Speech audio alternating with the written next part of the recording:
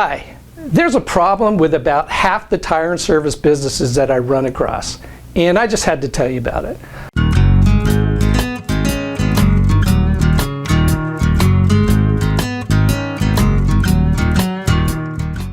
I'm Michael McGregor. I'm an M&A investment banker with Focus Investment Banking, and I'm part of a team that helps tire dealers with mergers and acquisitions. But I'm also a columnist for Modern Tire Dealer. In the January Facts issue of Modern Tire Dealer, I wrote an article that deals with the interplay between real estate value and business value when the tire dealer owns their own real estate.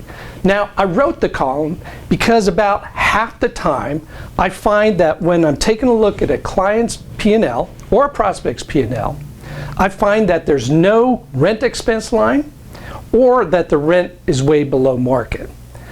So this can impact the value of the real estate and the value of the business. And since my job is to get the highest price for both, this becomes a hurdle to that.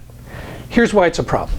First, most strategic buyers, what they really want to do is they want to buy your operating company, the tire business, but then they'll want to lease your real estate for like 10 years or so with multiple options to renew. Now, there's no way that you're going to enter into a 10-year lease at below market rates.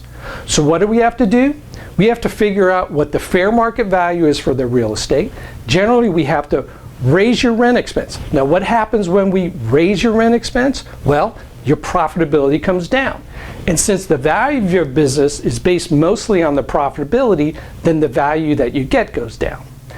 But listen, even if you're not looking to sell your business, having no rent expense or having lower than market rent means that you might be operating on a fictional cost structure.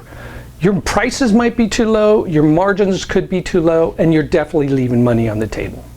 Now, I've heard from some tire dealers that, listen, I already make enough money, I don't want to have to pay any more taxes. Fine. At least on your operating statement, have that fair market rent in there so your store people know that they have a higher nut that they have to hit. My personal preference, I think you ought to pay yourself fair market rent, pay taxes on it, pull the money out, diversify your assets. Now, your real estate value might actually be worth more than your business value. For retail locations, industrial locations, a lot of the value of that is based on the net operating cash flow from that. So if you're locked in at below market rates, the value is impaired. Now, my January Modern Tire Dealer column has a real world example, it has some numbers, has a logic behind it, a lot of what you need to know about this issue. I hope that you find it helpful.